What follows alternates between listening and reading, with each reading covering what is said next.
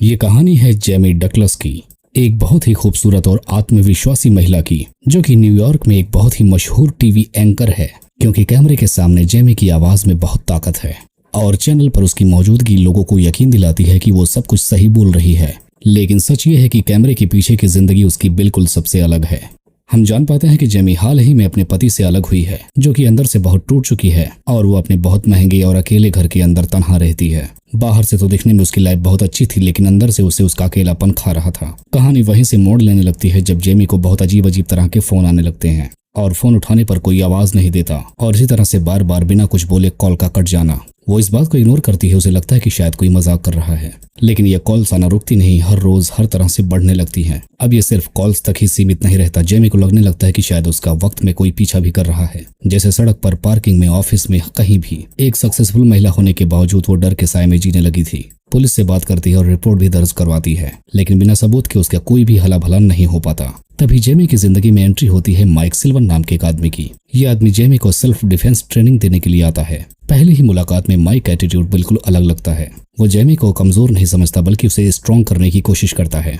अब हम देखते हैं ये आदमी जेमी को हर तरह से ट्रेनिंग देता है, उसे शारीरिक और मानसिक दोनों तरीके से मजबूत बनाता है। जेमी को भी लगने लगता है कि शायद आखिरकार कोई तो है जो मेरी मदद कर सकता है, जो मेरे साथ हमेशा खड़ा है। इन दोनों का हमेशा साथ रहना धीरे धीरे एक इमोशनल कनेक्शन बनाने लग जाता है। जेमी जो अब तक खुद को अकेला समझ रही थी, लेकिन अब वो माइक के साथ खुद को सुरक्षित महसूस करती है। उसे लगने लगता है कि शायद ये वही इंसान है जिसे आज तक मुझे तलाश थी। लेकिन हमें दिखाया जाता है वो कॉल्स अभी भी नहीं रुकते, लेकिन अब सिर्फ वो एक कॉल तक नहीं रह जाती, बल्कि उसमें कुछ बातें भी होती हैं जो जेमी सिर्फ अपने तक ही रख पाती है। जेमी को लगता है कोई है जो उसके बहुत करीब है। इस तरह से जेमी माइक पर और भी ज्यादा निर्भर होने लगती है। उसे लगने लगता है कि माइक ही उसकी ढाल है। लेकिन जेमी उस आदमी के साथ अब बहुत ज्यादा वक्त बिताने लग जाती है। इनका रिश्ता सिर्फ ट्रेनिंग तक ही नहीं सीमित होता, चाय, कॉफी, बहुत सारी बातों तक पहुंच जाता है। उसे लगता है कि कोई है जो हर वक्त उसकी सुरक्षा के लिए है। लेकिन इसी एहसास के साथ जेमी की दुनिया और भी ज्यादा अनकंफर्टेबल होने लगती है। तभी जेमी नोटिस करती है कि उसके अपार्टमेंट में उसकी चीजें काफी ज्यादा बदली हुई लग रही हैं, क्योंकि वो सामान वहीं पर नहीं है जो उसने वहां पर रखे थे।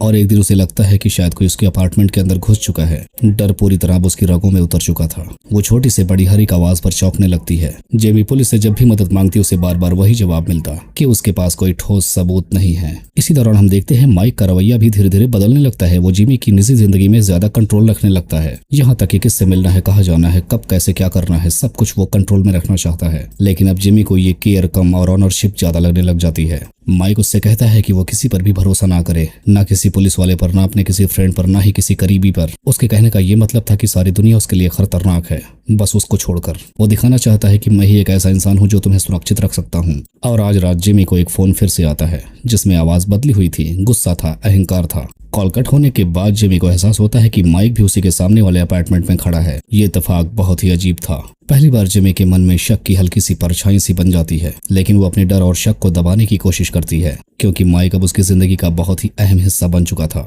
लेकिन माइक का इस तरह का नेचर अब छुपा नहीं रह सकता। उसका छोटी से छोटी बातों पर गुस्सा करना, जेमी के हर एक फैसलों पर सवाल करना और हर वक्त उसे निगरानी में रखना। जेमी अब दो डरों के बीच में फंस चुकी थी। कहानी उस मोड़ पर पहुंचती है जब जेमी को कुछ कड़ियां आपस में जुड़ती हुई दिखती हैं। जेमी को अब लगने लगता है कि खतरा सबसे ज्यादा उसी रूप में खड़ा है जिस पर उसने सबसे ज्यादा भरोसा किया, क्योंकि अब हर कड़ी उसी इंसान की तरफ इशारा कर रही थी जो उसकी रक्षा करने के लिए यहाँ पर आया था। जेमी उसके सवालों से बचने की कोशिश करती है, लेकिन माइक का कंट्रोल अब उसके ऊपर ज्यादा ही हो गया था। वो जेमी की जिंदगी की हर फैसले में दखल देने लगता है। एक रात जेमी को यकीन हो जाता है कि वो सारे कॉल्स कोई और नहीं बल्कि माइक ही कर रहा है। जब वो उससे सीधे सवाल करती है तो माइक पहले बात को टाल देता है और तभी गुस्से में सच उगल देता है। उसके हिसाब से यह सब कुछ प्यार है, क्योंकि उसे लगता है कि जिमी को उसकी जरूरत है और अगर जिमी के दिल में डर पैदा करके वो उसके करीब रह सकता है तो इसमें कोई गलत नहीं है। इसी पल जिमी समझ जाती है कि असली खतरा उसे हमेशा माइक से ही था। जिमी अब उससे दूर भागने की कोशिश करती है, लेकिन माइक अब उसे दूर नहीं जाने देता, जिसके बाद मामला हाथापाई तक पहुंच जाता है। लेकिन माइक का शांत चेहरा पूरी तरीके से बदल चुका है और उसके अंदर का हैवान अब जाग चुका है।